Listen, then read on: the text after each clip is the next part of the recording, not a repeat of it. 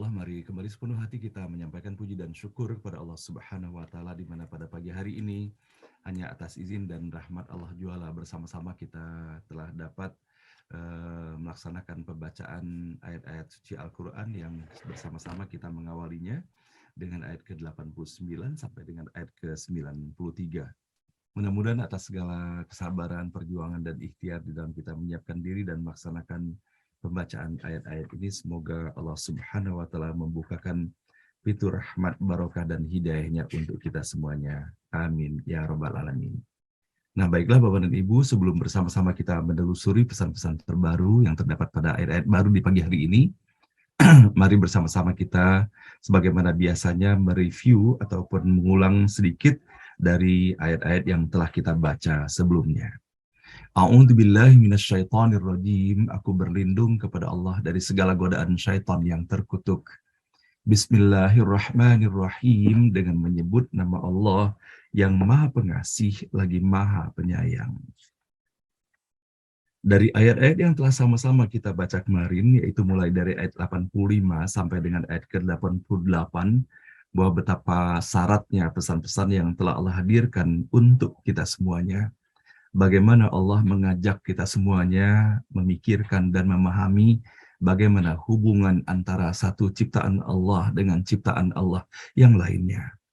Bagaimana Allah menyampaikan pada ayat yang sama mengenai bahwa bagaimana Allah dengan kekuasaannya telah menciptakan langit dan bumi dan kemudian segala sesuatu yang terdapat di antaranya. Kemudian Allah pun menyampaikan bahwa di dalam penciptaan alam semesta ini bukanlah hanya sekedar diciptakan begitu saja, melainkan memang terdapat tujuan di dalam penciptaan itu sendiri. Dan tidak ada yang cacat ataupun yang kurang ataupun tercela daripada apa-apa yang telah Allah ciptakan untuk kita semuanya.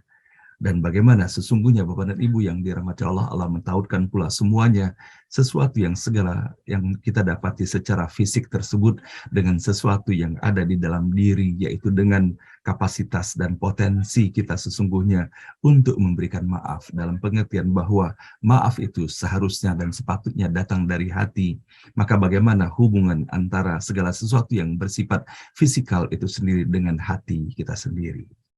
Dan kemudian kita bisa mendapati pula Bapak Ibu sekalian yang dirahmati Allah bahwa bagaimana di dalam ayat ke-87 Allah telah menyampaikan kepada kita semuanya, dan telah kami berikan kepadamu 7 ayat yang diulang-ulang dan Al-Quran yang agung. Dan kita bisa mendapati bahwa sesungguhnya bagaimana hal ini disajikan di dalam Al-Quran. Allah 2 kali menyebutkan bahwa terdapat ayat-ayat yang berulang di dalam Al-Quran itu sendiri.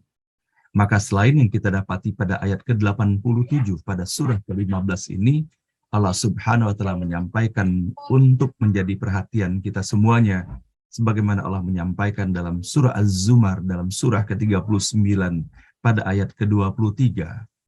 Allahu nazzala ahsanal hadithu kitaban mutasyabihan mathani.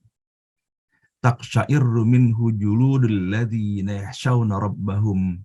Tsumma talinu juluduhum wa qulubuhum ila dzikrillah. Dzalika hudallahi yahdi bihi may yasha wa may yudlilillahu fama lahu min had. Allah telah menurunkan perkataan yang paling baik, yaitu Al-Quran yang serupa ayat-ayatnya lagi berulang-ulang. Gemetar karenanya kulit orang-orang yang takut kepada Tuhannya. Kemudian menjadi tenang kulit dan hati mereka ketika mengingat Allah. Itulah petunjuk Allah. Dengan kitab itu dia memberi petunjuk kepada siapa yang dia kehendaki. Dan barang siapa dibiarkan sesat oleh Allah, maka tidak seorang pun yang dapat memberinya petunjuk. Nah, dalam kedua ayat ini kita bisa mendapatkan keterangan mengenai kata masani ini sendiri, di mana pada sebagian besar ulama dan mufasir bersepakat bahwa yang dimaksudkan dengan kata masani, kalimat yang berulang-ulang tersebut adalah Al-Fatihah. Dan sebagaimana kita bisa mendapati bahwa di dalam kehidupan kita sehari-hari, paling tidak 17 rakaat yang kita laksanakan dalam sholat fardu kita, maka kita terus mengulang membaca Al-Fatihah itu di dalam kehidupan kita. Dan kemudian kalau seandainya kita memperhatikan pula untuk menambah hazanah ataupun referensi kita Bapak dan Ibu, Saya ingin membacakan atas apa yang diuraikan sebagaimana kita dapati dalam tafsir yang diterbitkan dari Kementerian Agama Republik Indonesia. Dan terdapat pula hadis Rasulullah Shallallahu Alaihi Wasallam yang bertautan dan berkaitan dengan ini. Ayat ke-87 yang baru saja sama-sama kita ulang pembacaannya tadi itu menerangkan bahwa Allah telah menurunkan kepada Nabi Muhammad As-Sab'ul Mathani, yaitu 7 ayat yang dibaca ulang-ulang dan Al-Quran yang agung. Tidak diterangkan dalam ayat ini yang dimaksud dengan As-Sab'ul Mathani dan Al-Quran yang agung itu. Tetapi ada hadis yang menerangkan bahwa yang dimaksudkan dengan As-Sab'ul Mathani dan Al-Quran yang agung itu adalah surah Al-Fatihah. Itulah terdapat pada sebuah hadis yang diriwayatkan oleh Imam Bukhari. Dari Abi Sa'id Al-Mu'alla, ia berkata, telah lewat di hadapanku Nabi Muhammad SAW sedang saya dalam keadaan sholat. Maka dia memanggilku dan aku tidak mendatanginya hingga aku selesai sholat. Kemudian aku datang kepadanya. Kemudian Nabi berkata, kenapa engkau tidak datang kepadaku? Aku menjawab, aku sedang sholat. Beliau berkata, bukankah Allah telah berfirman, hai orang-orang yang beriman, perkenankanlah seruan Allah dan Rasul. Kemudian beliau berkata, ketahuilah, aku akan mengajarkan kepadamu surah yang paling agung dalam Al-Quran sebelum aku keluar dari masjid ini. Maka Nabi Muhammad SAW pergi untuk keluar. Lalu beliau kuingatkan. Maka katanya, Alhamdulillahirabbil alamin adalah As-Sab'ul Mathani dan Al-Quran yang agung yang telah diberikannya kepadaku. Dan kemudian kita bisa mendapati bahwa bagaimana diriwayat pula dalam hadis yang lain yang diriwayatkan oleh Imam Bukhari. Ummul Qur'an hiya sab'ul mathani wal Qur'anul azim. Ummul Qur'an itu ialah as-sab'ul mathani dan Al-Qur'an yang agung.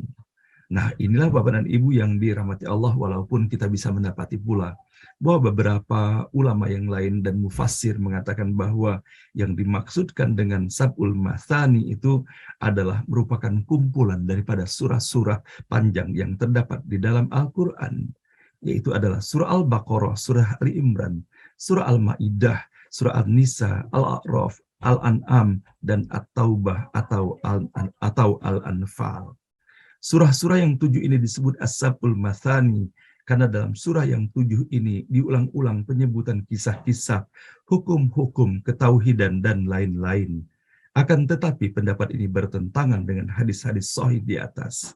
Sementara itu sebagian dari surah As-Sab'ut Tiwal diturunkan di Madinah, sedangkan ayat-ayat yang menerangkan tentang As-Sab'ul Mathani ini adalah di Makkiyah.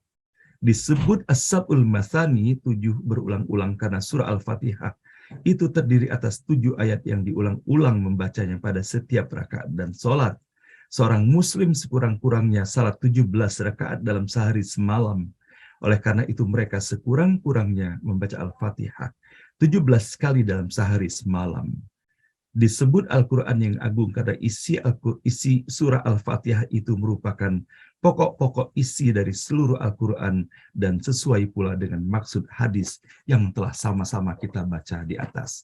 Nah, inilah Bapak dan Ibu yang dirahmati Allah yang dapat saya hantarkan pada pagi hari ini, bahwa bagaimana sesungguhnya keberadaan daripada As-Sab'ul Mathani yang kita dapati dalam ayat ke-87 ini.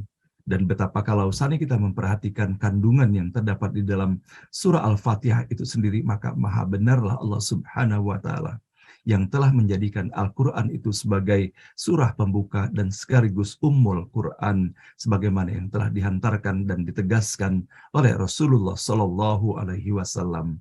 Mudah-mudahan Bapak dan Ibu kita tidak hanya sekedar membacanya berulang-ulang, namun kita terus berupaya menyelami pesan-pesan dan makna yang terkandung di dalamnya, bahwa betapa sangat relevannya atas apa yang kita dapati dalam Al-Fatihah itu di dalam melaksanakan kegiatan kita sehari-hari dan bahkan dalam profesi apapun.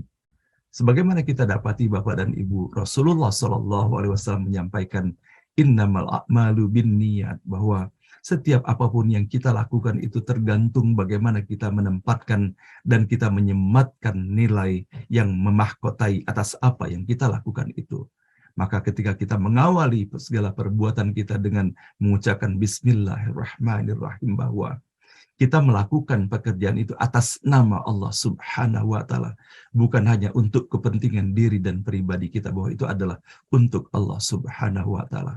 Maka di dalam kita melaksanakan pekerjaan itu adalah merupakan pekerjaan yang merupakan ibadah dan tercatat di sisi Allah Subhanahu wa Ta'ala. Dan terakhir, sama-sama kita mendapati kemarin Bapak dan Ibu, bahwa bagaimana Allah mengajarkan tips bahagia di dalam kehidupan kita. Yang pertama, Allah Subhanahu wa Ta'ala telah mengajarkan kepada kita, jangan terlalu banyak kita melihat keadaan orang lain, apalagi kalau seandainya kita membanding-bandingkan antara apa yang kita miliki dengan dimiliki oleh orang lain.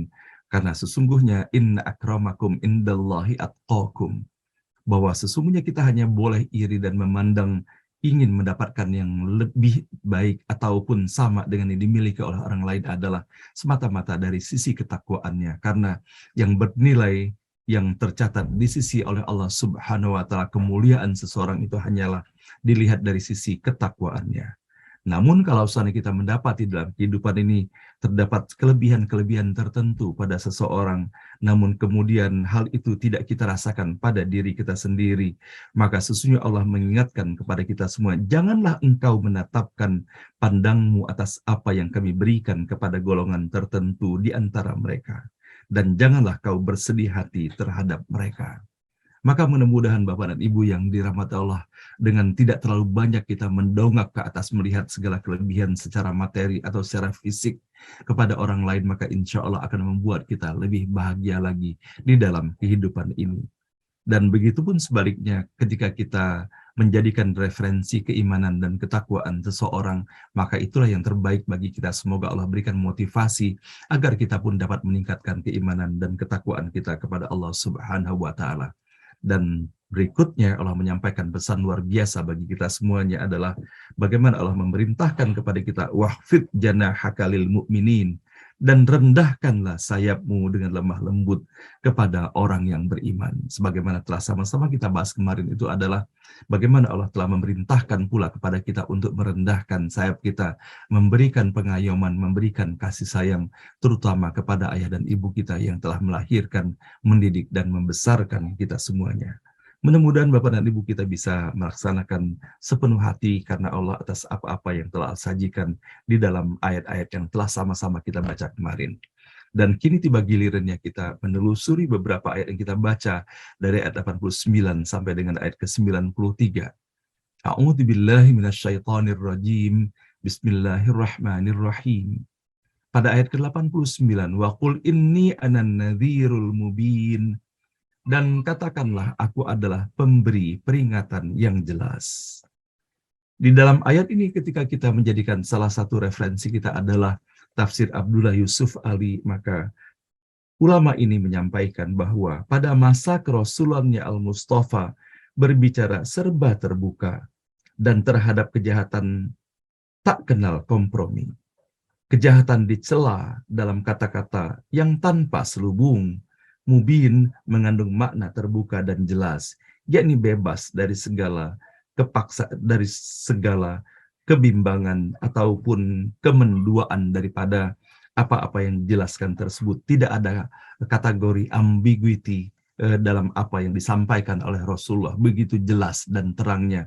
Tidak ada bahasa-bahasa yang menimbulkan potensi untuk multitafsir di dalamnya, termasuk bagaimana ketegasan Rasulullah SAW di dalam mencegah perbuatan mungkar itu sendiri. Ayat ke-90, kama anzalna 'alal muqtasimin, seperti juga azab yang kami timpakan kepada mereka yang suka memisah-misahkan kitab suci ke bagian-bagian secara sewenang-wenang. Ayat 91, alladzina ja'alul qur'ana 'idhin, demikian juga mereka yang menjadikan Quran terbagi-bagi sekehendak mereka. Fawarabbika lanas'alannahum ajma'in, maka demi Tuhan pasti akan kami tanyai mereka semua, amma kanu ya'malun, atas segala yang pernah mereka lakukan. Nah, Bapak dan Ibu yang dirahmati Allah, Shadaqallahul Azim, Maha benar dan Maha agung Allah dengan segala firman-Nya. Dari ayat-ayat yang kita baca pada pagi hari ini, Bapak dan Ibu, terdapat pula beberapa keterangan lainnya untuk melengkapi pemahaman kita. Yang pertama, kita bisa mendapati bahwa kami timpakan kepada mereka yang suka memisah-misahkan, kama anzalna alal muqtasimin. Dalam mengartikan ayat 90 dan 91 yang persis para mufasir berbeda-beda. Orang yang disebutkan dalam kedua ayat itu sama ataukah berlainan? Dan siapa mereka? Maka kita mendapati bahwa bagaimana Abdullah Yusuf Ali mengambil pendapat kalangan yang punya wewenang, yakni berpendapat kedua, bahwa kedua macam orang itu berlainan tetapi ada persamaannya. Ayat 90 saya rasa ditujukan kepada kalangan Yahudi dan Nasrani yang mengambil dari kitab suci itu apa yang cocok dengan kehendak mereka dan mengabaikan atau menolak yang lainnya. Dan keterangan berikutnya pada ayat ke-91, alladzina ja'alul qur'ana idhin. Kaum musyrik Mekah pada permulaan Islam dengan maksud mau menghina dan mengejek Al-Quran. Apa yang selama itu sudah diwahyukan oleh mereka dibagi-bagi ke dalam beberapa bagian, lalu dibagi-bagikan kepada mereka yang datang berhaji ke Mekah dari berbagai jurusan, sambil memfitnah dan menggunjing Rasulullah Shallallahu Alaihi Wasallam. Fawarabbika lanas'alannahum ajma'in, maka demi Tuhan pasti akan kami tanyai mereka semua atas segala yang pernah mereka lakukan. Nah, Bapak dan Ibu yang dirahmati Allah, dari apa yang kita dapati pada pagi hari ini, yang pertama, saya ingin sekali menelusuri lebih jauh lagi terhadap apa yang kita dapati di dalam ayat ke-89. Ketika Rasulullah SAW menyampaikan yang diperintahkan oleh Allah Subhanahu wa Ta'ala, wa qul inni anan nadhirul mubin. Wa qul inni anan nadhirul mubin, bahwa kita bisa mendapati bahwa di dalam Al-Qur'an bahwa Rasulullah diperintahkan untuk mengatakan bahwa Rasulullah hanya sekedar diperintahkan untuk menyampaikan peringatan semata, tidak lebih daripada itu. Rasulullah tidak bertanggung jawab apakah yang disampaikan oleh Rasulullah itu diterima atau tidaknya. Sebagaimana Allah Subhanahu wa Ta'ala telah menyampaikan kepada baginda Rasulullah, innaka la tahdi man ahbabta walakinallaha yahdi may yasha. Bahwa bagaimana Allah telah menegaskan kepada Rasulullah bahwa Rasulullah tidak akan dapat memberikan petunjuk kepada seseorang meskipun orang itu adalah orang yang dicintai. Dan Allah menegaskan, walakinallaha yahdi may yasha. Tetapi Allah lah yang telah memberikan petunjuk kepada siapa yang dikehendakinya. Maka yang dilakukan oleh Rasulullah SAW hanyalah merupakan ikhtiar melaksanakan atas amanah yang Allah berikan kepadanya, yaitu menyampaikan peringatan. Dan itu pula sesungguhnya misi yang kita emban bersama-sama di dalam kehidupan ini. Misi yang telah Allah perintahkan kepada kita semuanya, amar ma'ruf nahi mungkar. Dan tugas kita tentunya adalah menyampaikan dengan sebaik-baiknya.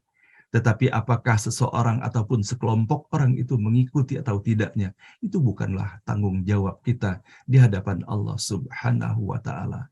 La ikraha fid din, Allah menegaskan kepada kita bahwa tidak ada paksaan di dalam melaksanakan agama itu. Dan misi Rasulullah SAW sebagai penyampai peringatan ini kita bisa mendapati dalam begitu banyaknya surah dan ayat-ayat di dalam Al-Quran. Sebagaimana kita bisa mendapati pula Bapak dan Ibu bahwa kepada Nabi dan Rasul sebelumnya diperintahkan pula untuk menyampaikan hal yang demikian.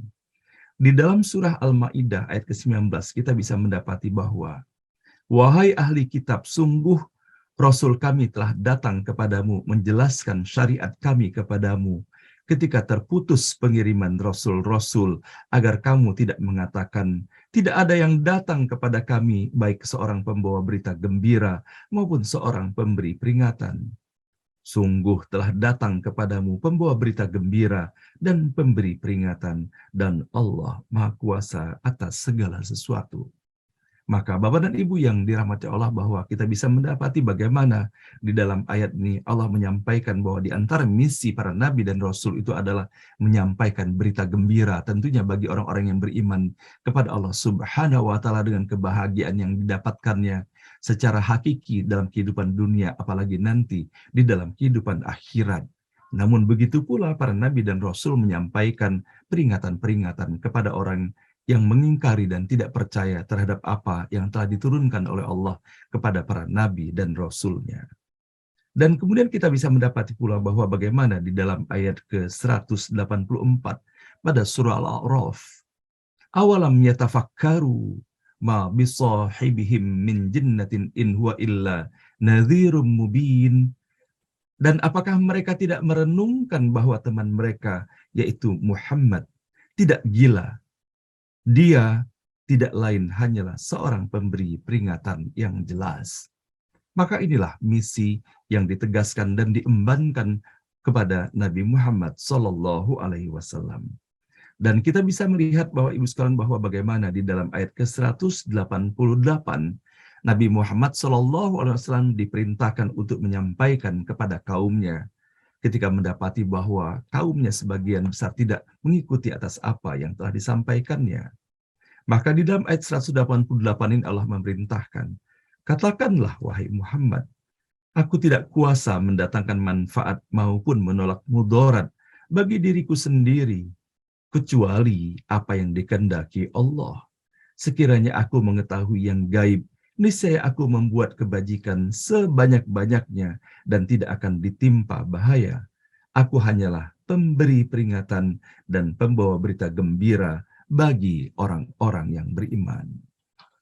In ana illa nadhiru wa basyirul liqaumin yu'minun.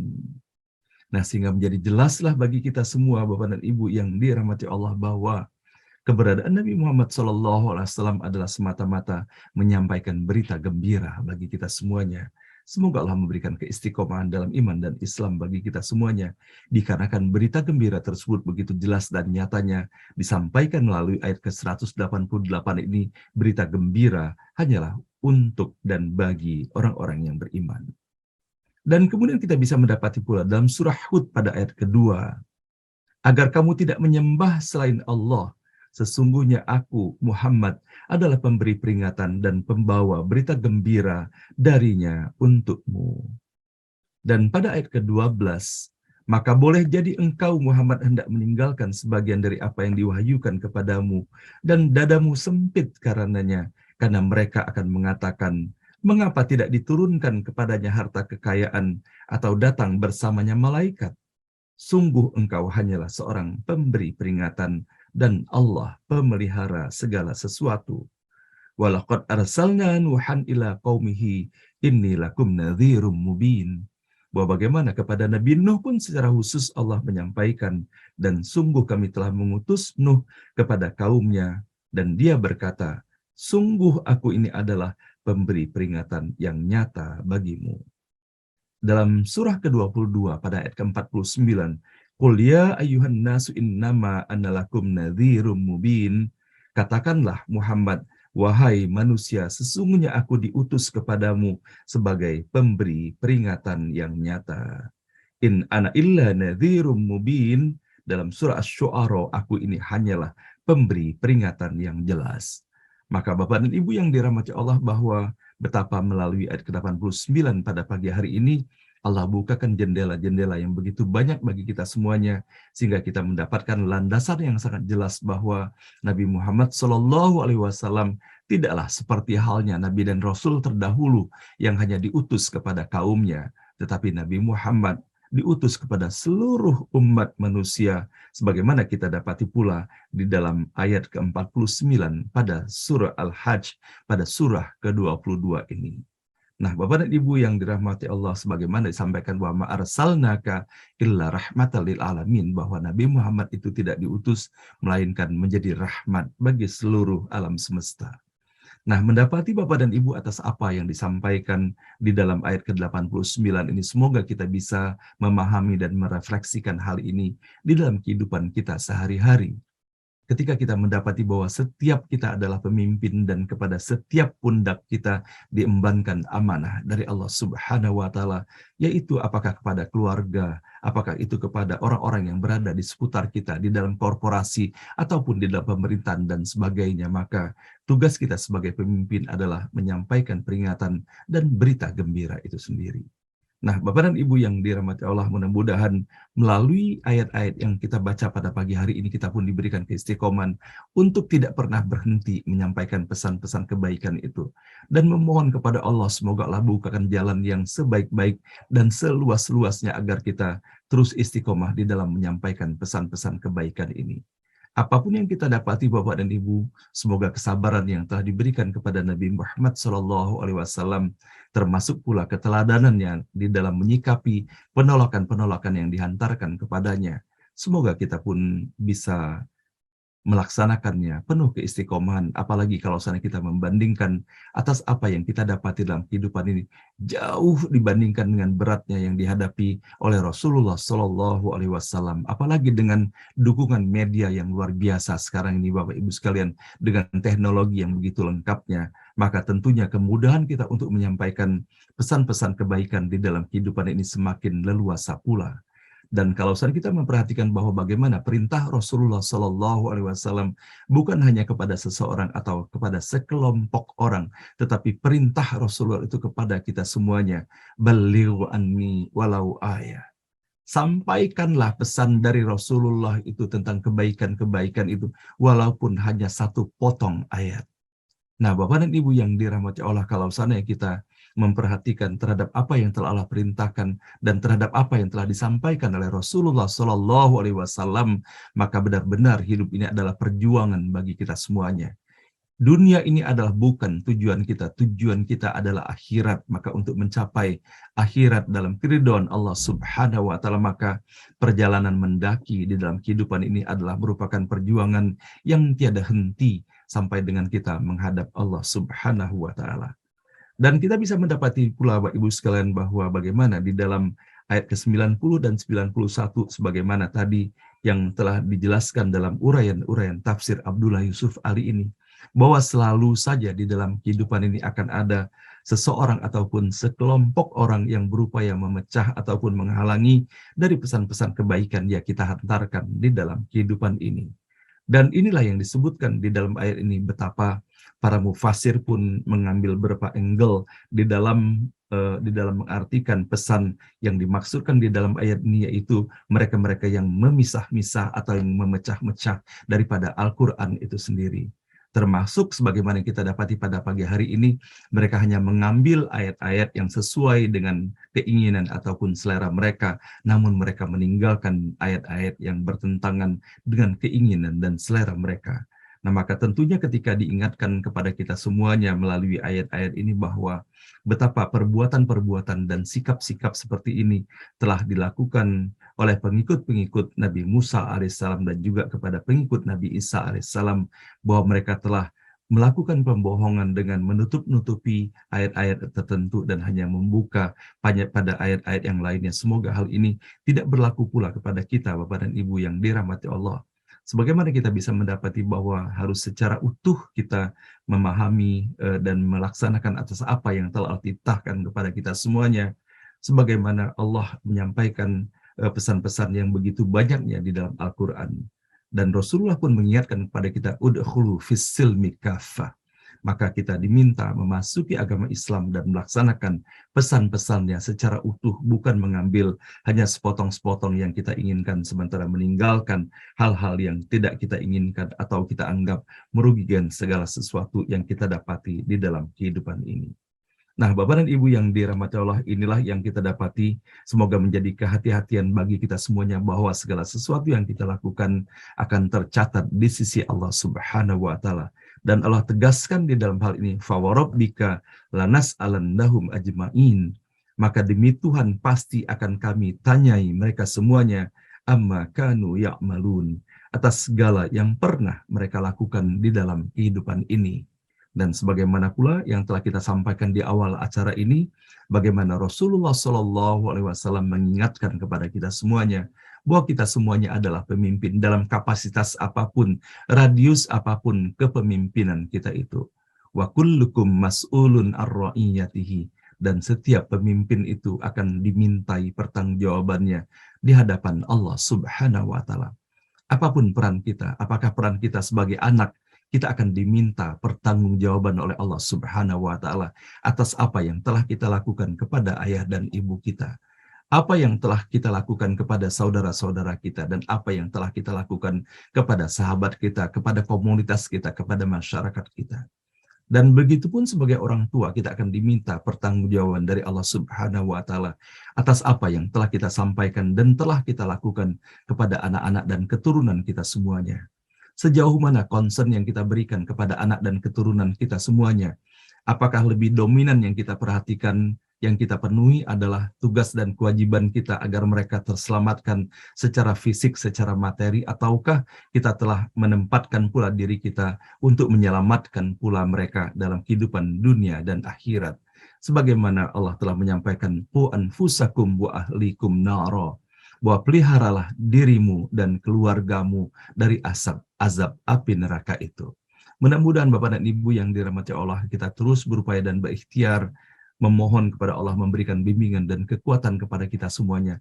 Terus kita menyampaikan pesan-pesan kebaikan kepada keluarga kita, kepada para sahabat kita, selagi Allah masih memberikan kesempatan kehidupan untuk kita semuanya. Agar semoga pula nanti atas amanah yang telah disampaikan kepada baginda Rasulullah SAW, dan Rasulullah pun telah meneruskan perintah bahwa kita semuanya adalah penyampai berita gembira dan pemberi peringatan itu, dan bahwa bagaimana Rasulullah telah mengingatkan bahwa kita memiliki kewajiban dakwah di dalam kehidupan ini. Walaupun hanya sepotong ayat, kita harus menyampaikan dakwah itu.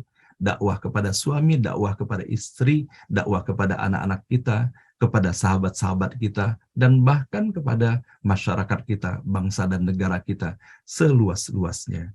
Sehingga mudah-mudahan kita semuanya ketika nanti kita kembali kepada Allah Subhanahu wa taala, Allah memberikan kemudahan dalam lipat rahmat, barokah dan ridhonya. Allah meridhoi bahwa dalam perjalanan kehidupan ini kita telah menyampaikan pesan-pesan kebaikan itu sendiri. Shadaqallahul azim, maha benar dan maha agung Allah dengan segala firman-Nya. Nah, Ibu dan Bapak yang dirahmati Allah, demikian yang dapat saya hantarkan pada pagi hari ini dalam kita menelusuri pesan-pesan yang terdapat di dalam ayat ke-89 sampai dengan ayat ke-93 pada pagi hari ini. Sebelum nanti insya Allah esok hari kita akan sampai pada bagian akhir daripada surah Al-Hijr sebelum kita memasuki surah ke-16, yaitu surah An-Nahl. Mudah-mudahan melalui setiap huruf, setiap kata dan ayat yang kita baca di pagi hari ini terus menjadi cara kita memohon ampun kepada Allah Subhanahu wa taala atas segala dosa, kesalahan, kekurangan, kelalaian yang telah kita lakukan dalam kehidupan kemarin ataupun hari-hari sebelumnya, termasuk pula maksiat kepada Allah Subhanahu wa taala. Dan semoga Allah membukakan pintu ampunan dan taubat bagi kita semuanya. Dan kita pun memohon pula kepada Allah semoga melalui setiap huruf, setiap kata dan ayat yang kita baca di pagi hari ini, Allah bukakan pintu rahmat, barokah, hidayah dan ridhonya untuk kita semuanya. Amin ya rabbal alamin.